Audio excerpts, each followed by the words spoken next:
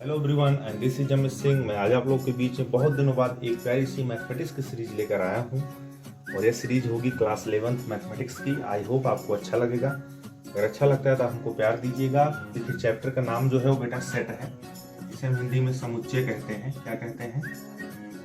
समुच्चय कहते हैं। तो आइए हम ज़्यादा बात न करते हुए हम जानते हैं सेट होता क्या है। ये कहा गया set is a well defined collection of objects. मतलब ये है कि जो समुच्चय होता है, किसी भी वस्तुओं का जो समुच्चय होता है वह एक सुपरिभाषित संग्रह होता है। सुपरिभाषित मतलब ये कहने का है कि वेल डिफाइंड होता है, जैसे इसके एक नियम कानून होता है।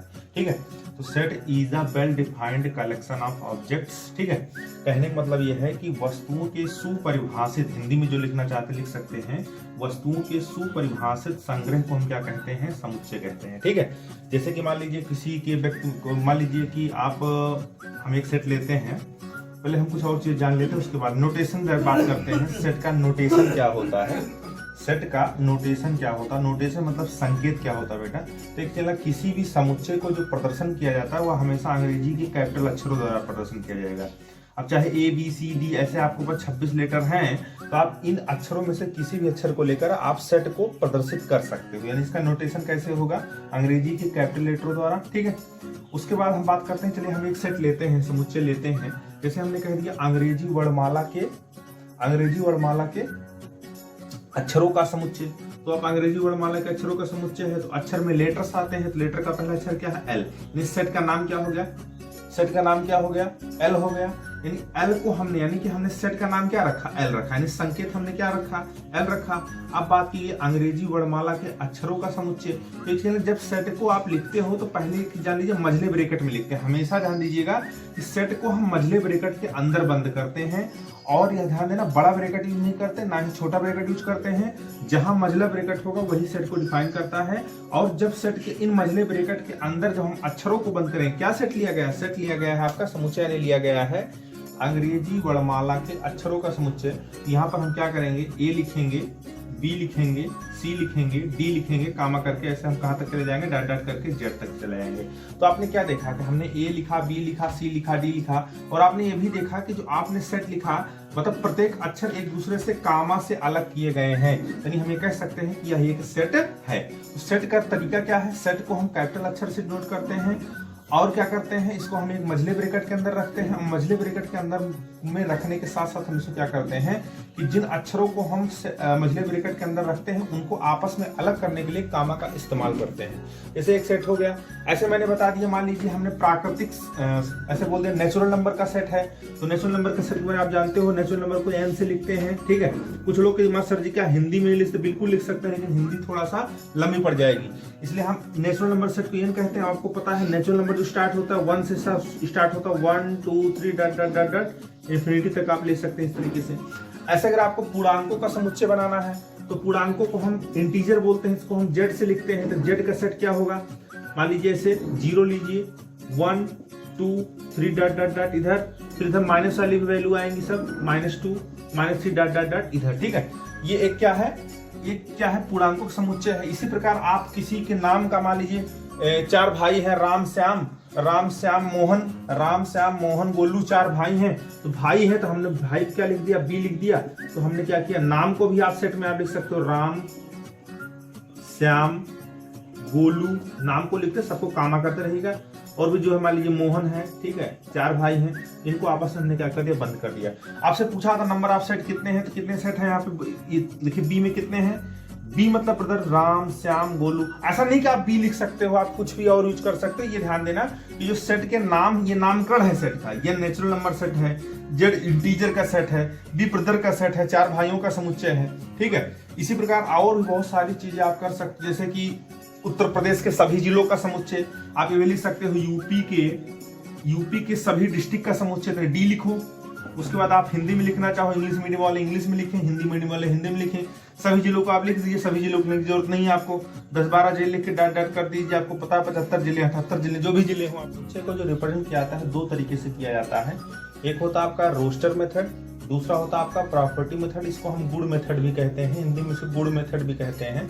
और रोस्टर मेथड, देखिए रोस्टर मेथड कुछ नहीं है, देखिए ज्यादातर इसमें डिफिनेशन आपको नहीं रटना है, क्योंकि डिफिनेशन आती नहीं, इस पर सवाल ही आते हैं, पूछ ले जाएगा। समुच्चय कोई दिया होगा, कहेगा इसको रोस्टर रूप में लिखो, तो रोस्टर रूप में लिखने का कुछ नहीं है। जैसे हमने कहा कि एक सेट हमने दिया कि आपको एक समुच्चय का नाम दिया, अंग्रेजी वर्णमाला के अक्षरों का समुच्चय, तो आपने क्या किया, अंग्रेजी वर्णमाला के अक्षरों का समुच्चय अगर आपको रिप्रेजेंट करना है तो आप क्या लिखिए, ए लिखिए, बी लिखिए, सी लिखिए, डी लिखिए, और यहाँ आप क्या कर दीजिए, लास्ट में जेड कर दीजिए। तो ये जो तरीका है आपको, मतलब जो आप अगर आप दिखा रहे हो, मतलब मझले ब्रैकेट के अंदर समुच्चय को अगर आप दिखा रहे हो कि ए कामा बी कामा सी कामा डी कामा डॉट डॉट जेड, ये क्या होगा आपका, ये रोस्टर मेथड होगा। अब इसी एग्जांपल को मैं यहाँ लेता हूँ, ये प्रॉपर्टी मेथड है, ठीक है।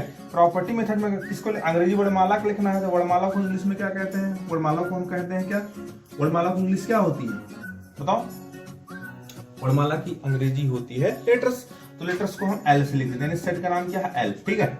अब यहाँ पर हम एल ले रहे हैं, तो इसको हमने किस रूप में लिखना है, इसको हमको लिखना है प्रॉपर्टी मेथड में। तो प्रॉपर्टी मेथड में कुछ नहीं, बस आप हिंदी इसकी लिख दीजिए, अंग्रेजी वर्णमाला के अक्षरों का समुच्चय, ठीक है। मतलब जो थ्योरी है आपकी ना, उसको डायरेक्ट आप मझले ब्रैकेट में अगर लिख दे रहे हो, तो ये होगा आपका प्रॉपर्टी मेथड। मतलब ये कह सकते हो हम, और भी उदाहरण जब सवाल कराएंगे तो आपको ज्यादा समझ में आएगा।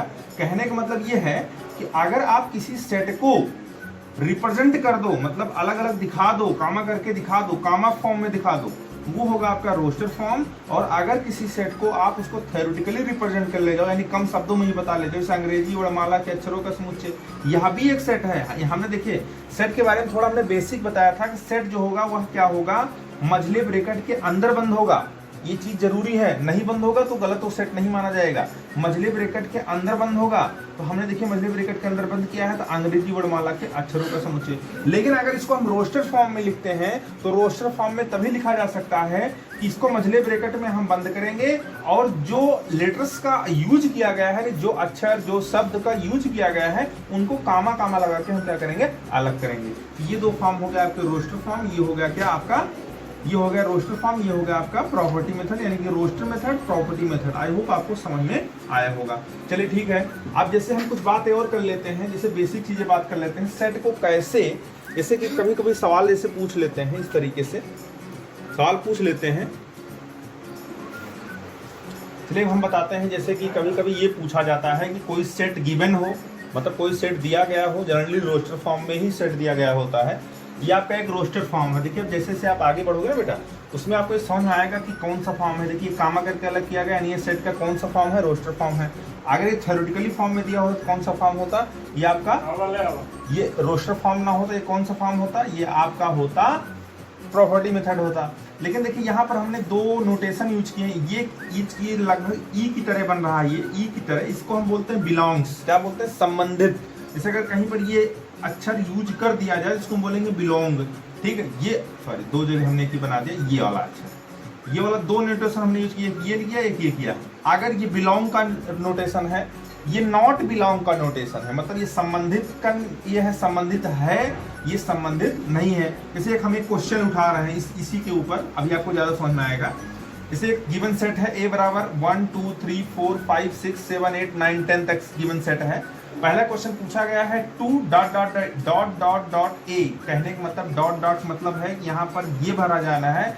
ये पूछ रहे हैं क्या दो ये ए सेट से बिलोंग करता है कि नहीं बिलोंग करता। तो आप देख रहे हो दो क्या है, अब आप चेक करोगे कि ए वाले सेट में दो है कि नहीं है, तो आप देख रहे हो दो है, यानी यहाँ पर कौन सा निशान लगाओगे, ये बिलोंग वाला निशान लगाओगे। ई नहीं, इसको बिलोंग का निशान बोलते हैं, हिंदी में संबंधित है। अब दूसरा क्वेश्चन क्या कह रहा है, दूसरा क्वेश्चन कह रहा है 3 डॉट डॉट ए, यानी क्या 3 बिलोंग कर रहा है ए से, तो हाँ आप देख रहे हो ए बिलोंग कर रहा है, तो इसका निशान लगाएंगे। ज्यादा कुछ नहीं लिखा, सिर्फ एक नोटेशन से ही आप पूरा सेट समझा ले जाओगे।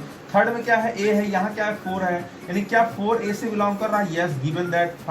तो अब देखिए कितना हो गया। अब फोर्थ क्वेश्चन क्या है, 12 डॉट डॉट ए। अब आप चेक करिए कि ए में क्या 12 है, तो आप देख रहे हो नहीं है, यानी यहाँ पर कौन सा निशान लगाओगे, ऐसे लगाओगे, फिर इसको ऐसे काट दोगे, ये नॉट बिलोंग का सिंबल होगा। ये 17 है, तो क्या ए बिलोंग कर रहा है 17 से, मतलब 17 जो है 17 में ए है, सॉरी ए में क्या 17 है, थोड़ा मिस्टेक हो जाती है वर्ड, उसको ध्यान में दीजिएगा। एक ए में 17 है, तो आप देख रहे हो नहीं है, यानी क्या लगाओगे, नॉट बिलोंग्स टू लगाओ। अरे जैसे आप नोटेशन का मतलब ये नॉट बिलोंग्स से आप इक्वल टू लगाते थे, तो इक्वल टू मतलब बराबर है, और ये अगर कार्ड नॉट इक्वल टू मतलब बराबर नहीं हो। आई होप आपको समझ में आया होगा। अब आगे की सीरीज में आपको बताऊंगा कल जो है टाइप्स ऑफ सेट क्या होते हैं, उसमें सिंगल सेट बात करेंगे, ठीक है, और सेट के बारे में बात करेंगे। Thank you very much. मेरे क्लास को अगर अच्छा लगे तो आप रिव्यू दीजिए सर, मैं और कंटिन्यू करूंगा, ठीक है, क्योंकि मैं चाहता हूं, मैं एग्जाम मेरा था वो हो चुका है। और मेरे चैनल को सब्सक्राइब कीजिए, शेयर कीजिए। Thank you very much. फिर इसकी जल्दी सीरीज लेकर आएंगे।